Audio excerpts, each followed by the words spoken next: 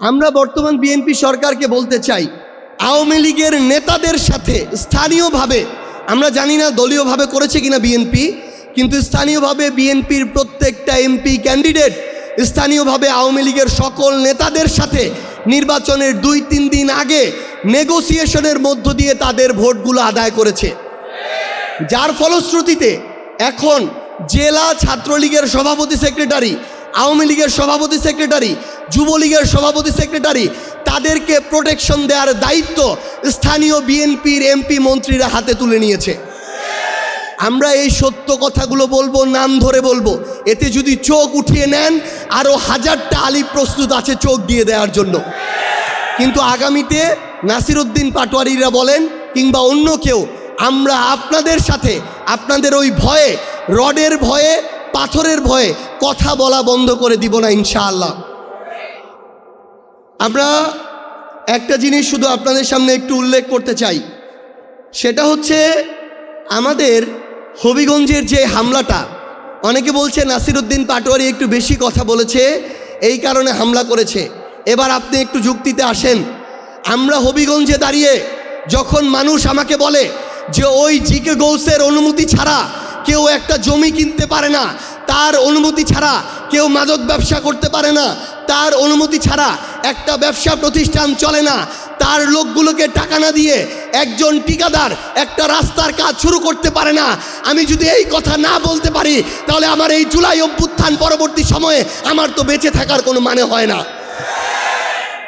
এই কথাগুলো যখন নাসিরউদ্দিন পাটোয়ারি বলল, তাহলে আক্রমণটা যদি শুধু তার উপরে হতো তাও তাদের কথার যৌক্তিকতা থাকতো।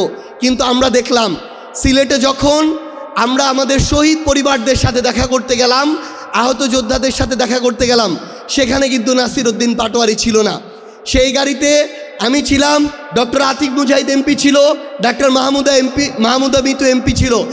আমাদেরকে যেভাবে ইট রড নিয়ে এসে হামলা করা হলো, আমরা যেটা বুঝেছি তাদের উদ্দেশ্য এখন কোনো ব্যক্তি না, তাদের উদ্দেশ্য হচ্ছে তাদের বিরুদ্ধে কেউ যদি কথা বলে, সত্যটাকে সত্য বলে, চাঁদাবাজিকে চাঁদাবাজি বলে, লুটপাটকে লুটপাট বলে, সেই কণ্ঠটা তারা রোধ করতে চায়।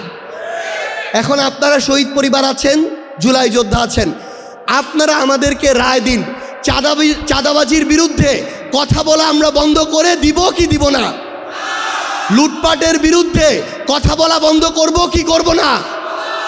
মাদকের বিরুদ্ধে কথা বলা বন্ধ করব কি করব না? আপনাদেরকে শুধু আমরা এইটুকু আহ্বান জানিয়ে যাই, আপনারা আপনাদের পক্ষ থেকে বলবেন, জনাব তারেক রহমান, রাজনৈতিক দল বিএনপি, গণভোট যদি অসাংবিধানিক অবৈধ হয়, তারেক রহমান অবৈধ প্রধানমন্ত্রী। জুলাই সনদ যদি অসাংবিধানিক হয়, সালাউদ্দিন আহমেদ অসাংবিধানিক স্বরাষ্ট্রমন্ত্রী। আমার এই গণভোট যদি অবৈধ হয়, বিএনপি সরকার অবৈধ সরকার। আপনাদের এই কণ্ঠটুকু জারি রাখবেন। নতুন করে আওয়ামী লীগের কিছু কণ্ঠকে আমরা দেখতে পাই, বিএনপি আমরা কেন জানি না, সেই কণ্ঠগুলো যারা বিএনপিকেও অবৈধ বলছে, জুলাইকে যারা প্রশ্নবিদ্ধ করছে, নোংরামি করছে। প্রশ্ন করা এক জিনিস, নোংরামি করা আরেক জিনিস। যারা করছে তাদের বিরুদ্ধে বিএনপির কোনো সারা শব্দ নাই। আমাদের জুলাই যোদ্ধারা এখন কথা বলা শুরু করেছে।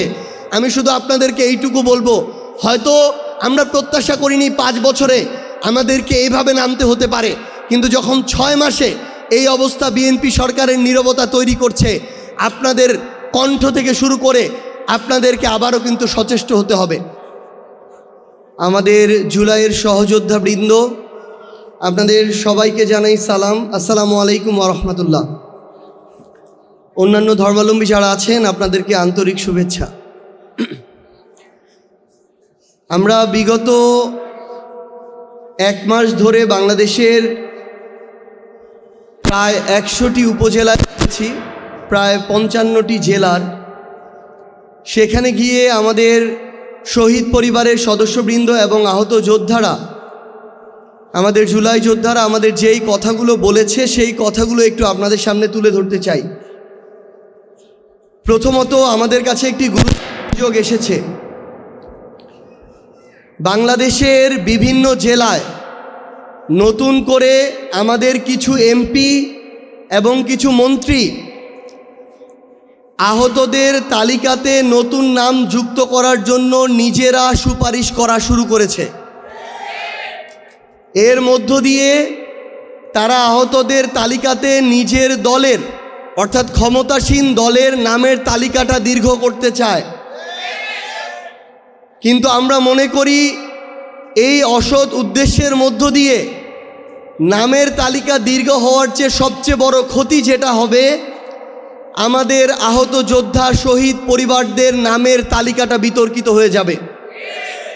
1971-এর পরে বিগত 16-17 বছরে আওয়ামী লীগ নামে বেনামে টাকা খেয়ে বিভিন্ন স্বজনপ্রীতি দলীয়করণের মধ্য দিয়ে বাংলাদেশের মুক্তিযোদ্ধাদের ইতিহাসটাকে এবং মুক্তিযোদ্ধাদের তালিকাটাকে বিতর্কিত করেছিল। সেই তালিকার এখন পর্যন্ত সংশোধনও হয় নাই, সংশোধনের উদ্যোগও নেওয়া হয় নাই।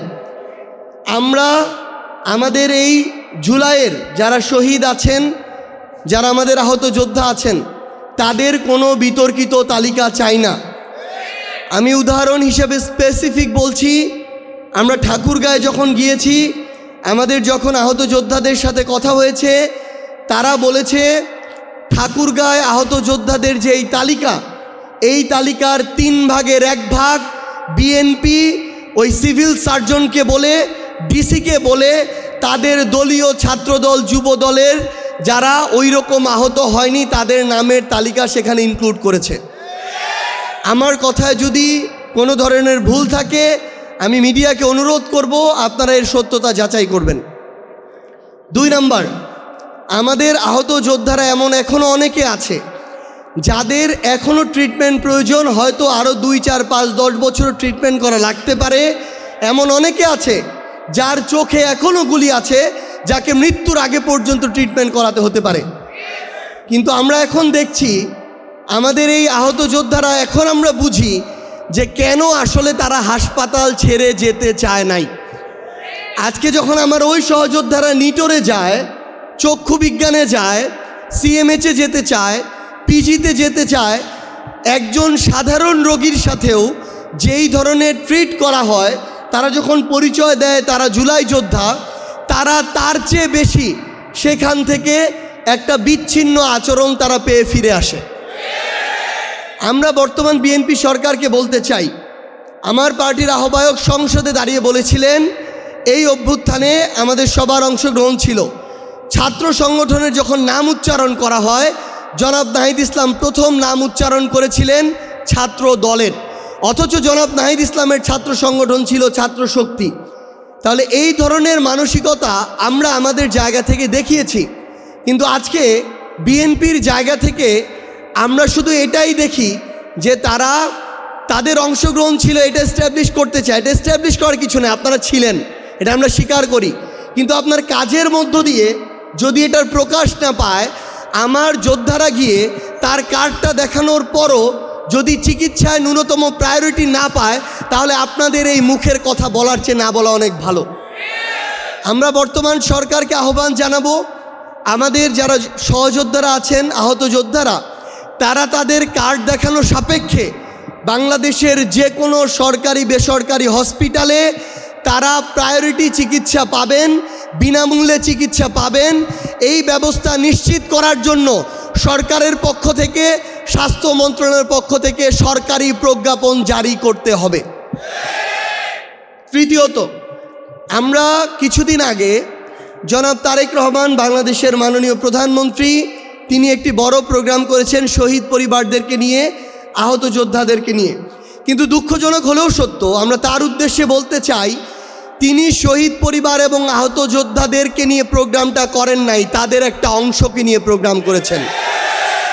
ওই প্রোগ্রামে শুধুমাত্র যারা বিএনপি করে কিংবা যারা অভ্যুত্থানের পরে নতুন করে বিএনপি করার ইচ্ছা প্রকাশ করেছে তাদেরকে নিয়ে ওই প্রোগ্রামটা করা হয়েছে। এবং মঞ্চে আহত যোদ্ধাদের প্রতিনিধি হিসেবে যাকে রাখা হয়েছে, আমি শুধু একটা উদাহরণ দেই। শহীদ পরিবার এবং আহত যোদ্ধা যে দলেরই হোক, তাদের বিরুদ্ধে আমার একটা কথাও কখনো মন থেকে আসে না, বলতে পারি না। কিন্তু আমি একটা উদাহরণ দেই। গত পরশুদিন প্রেস ক্লাবের সামনে আমার ওলামা অ্যালায়েন্সের ভাইয়েরা আমাদের প্রতিবাদ একটা কর্মসূচি দিয়েছিল, কেন আমার ভাই আলিফের চোখ তুলে নিল ছাত্রদল, এটার বিরুদ্ধে। আমার ওলামা অ্যালায়েন্সের ওই জাস্ট একটা প্রতিবাদ কর্মসূচিতে প্রেস ক্লাবের সামনে জুলাই যোদ্ধা ব্যানারে যার নেতৃত্বে ওইখানে আমাদের ভাইদের উপরে হামলা করা হয়েছে, ওই তথাকথিত জুলকে তারেক রহমান, আমি শেষ করি, তাকে তারেক রহমান একটু, ওই লোককে তারেক রহমান ওই প্রোগ্রামে জুলাই যোদ্ধার প্রতিনিধি হিসেবে তার পাশে মঞ্চে বসিয়ে রেখেছিল। আমরা বিএনপি এবং তারেক রহমানকে স্পষ্ট করে একটা কথা বলি, তারা যদি মনে করে যে আওয়ামী লীগ যেভাবে আমাদের ৭১কে নিজেদের মধ্যে কুক্ষিগত করে অপব্যবহার করেছে, প্রশ্নবিদ্ধ করেছে, একই কায়দায় তারা করবে, এটা আমাদের এই ২৪-এর যোদ্ধা আর শহীদ পরিবারদেরকে দিয়ে করানো যাবে না ইনশাআল্লাহ। দুই একজনকে অপব্যবহার করে সাময়িক এই ধরনের কিছু কার্যক্রম করা যেতে পারে, কিন্তু এটা কোনোদিন দীর্ঘস্থায়ী হবে না, সাস্টেইনেবল হবে না। আমি আপনাদের উদ্দেশ্যে শুধু একটা কথা বলি, আজকে আপনারা যারা এখানে উপস্থিত আছেন, আমার সম্মানিত শহীদ পরিবারের সদস্যবৃন্দ, জুলাই যোদ্ধাবৃন্দ, আপনাদের কারোরই এনসিপির শহীদ পরিবার জুলাই যোদ্ধা হওয়ার প্রয়োজন নাই।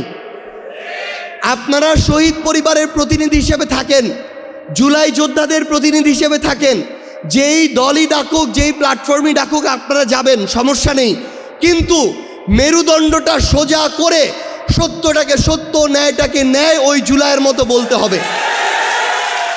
আপনারা আজকে যেই কথাগুলো বলেছেন প্রত্যেকটা নোট করেছি, আমরা প্রত্যেকটা অনুযায়ী ইনশাআল্লাহ ব্যবস্থা নিব, কিন্তু আজকে আপনাদের কারোরই এনসিপির হওয়ার প্রয়োজন নাই, জামাতেরও হওয়ার প্রয়োজন নাই, বিএনপির হওয়ার প্রয়োজন নাই। যদি হন, শুধু এটুকু বলি, যদি হন তাহলে একটা অংশ হয়তো যে কোনো একটা সময় ক্ষমতায় থাকবে, ওই একটা অংশ বাকি অংশদের উপরেই জুলুম চালাবে। আপনারা এটা ইতিমধ্যেই অনুভব করা শুরু করেছেন।